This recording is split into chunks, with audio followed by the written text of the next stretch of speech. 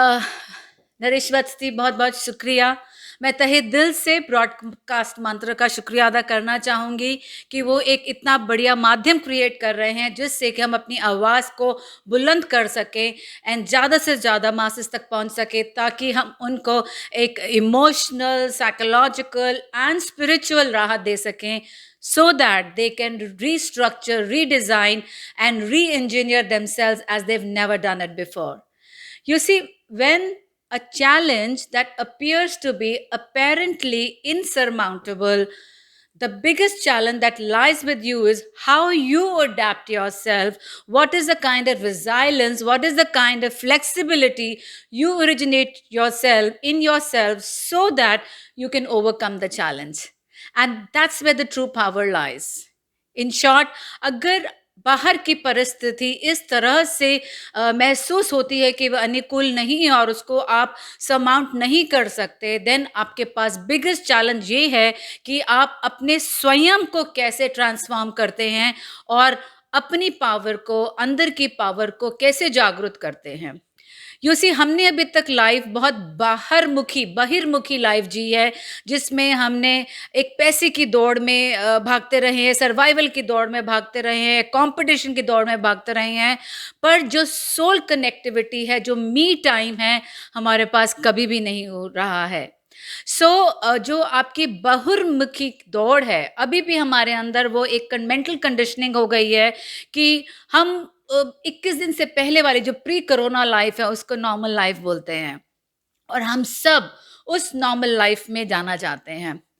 Really में आप अपने आत्मा की आवाज़ को सुनिए और उससे पूछिए, क्या रियली में वो नॉर्मल लाइफ थी? जिसमें एक्सट्रैक्शन था, जिसमें डिसकंटेंटमेंट था, जिसमें एग्ज़ॉस्शन था, जिसमें डिप्लीशन था, जिसमें होर्डिंग थी, जिसमें सेल्फिशनेस थी, जिसमें रेज थी, जिसमें हेट्रेड थी, जिसमें स्ट्रेस था। क्या कुदरत ने हमें इस सब के लिए ये लाइफ बख्शी है? तो अब एक मौका आ गया है कि आप अपनी लाइफ को रीस्ट्रक्चर करिए, रीडिज़ाइन करिए, री-इंजीनियर करिए। अब हम सब बोलते हैं हम घर पे बोर हो रहे हैं, हमें मंदिर जाने को नहीं मिल रहा है। कभी भी ये सोचा है that this body is a temple of God? शायद मैं उस भगवान को जो मंदिर में मैं मिलने जाता हूँ, अपने अंदर जागृत कर सकता हूँ। मैं बोलती हूँ मेरे को रेस्टोरेंट जाने को नहीं मिलता है। क्या मैं अपने अंदर वो शेफ़ की क्वालिटीज़ डेवलप कर सकती हूँ और मेबी मैं एक कोई डिश अपने हाथ से बनाऊँ जो शायद इतनी प्रोफ़ेशनल ना हो, पर मुझे वो एक सेंस ऑफ अचीवमेंट रहेगा कि मैंने एक डिश बनाने की कोशिश तो करी। मैं बोलती हूँ मुझे ब्यूटी सैलून जाने का मौका नहीं मिल रहा है। आज वो मौका है कि आप अपनी सारी होम रेमेडीज़ निकालिए और अपने स्किन को पैम्पर करिए, अपने बालों को पैम्पर करिए, अपनी बॉडी को पैम्पर करिए। कुदरत ने हमें बहुत कुछ दिया है जिससे हम अपने को ब्यूटीफाई कर सकते हैं। And the most important is soul connectivity. एक जी, सवाल मैं ये पूछना चाहूँगा कि महिलाओं से जो आप लगातार बात कर रही हैं, सोशल मीडिया से लगातार आप जुड़ी जी, हैं, जी। किस तरह की समस्याएँ महिलाएँ आपको बता रही हैं?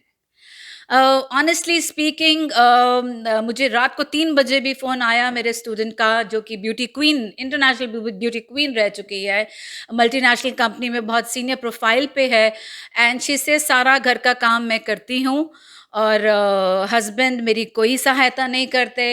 इन-लॉज़ मुझसे लड़ाई कर रहे हैं कि तू ऐसी है, तू ऐसी है। तो मैं कैसे अपने आप को सँभालूँ? क्योंकि समव्हेयर ये तो एक एक्सेप्टेड फैक्ट है कि घर का काम सिर्फ़ औरत ही करेगी। ना तो हमारी कॉन्स्टिट्यूशन ऑफ इंडिया में लिखा है, ना किसी होली बुक में लिखा है कि घर का काम सिर्फ़ औरत करेगी। तो जब ऐसी एक मौका आया है जिस पे हमारे पास डोमेस्टिक हेल्प नहीं है, तो मेन क्यों नहीं इनिशिएटिव लेते और औरत से हाथ बटा के घर का काम में भी उसके साथ एंजॉय करते हैं।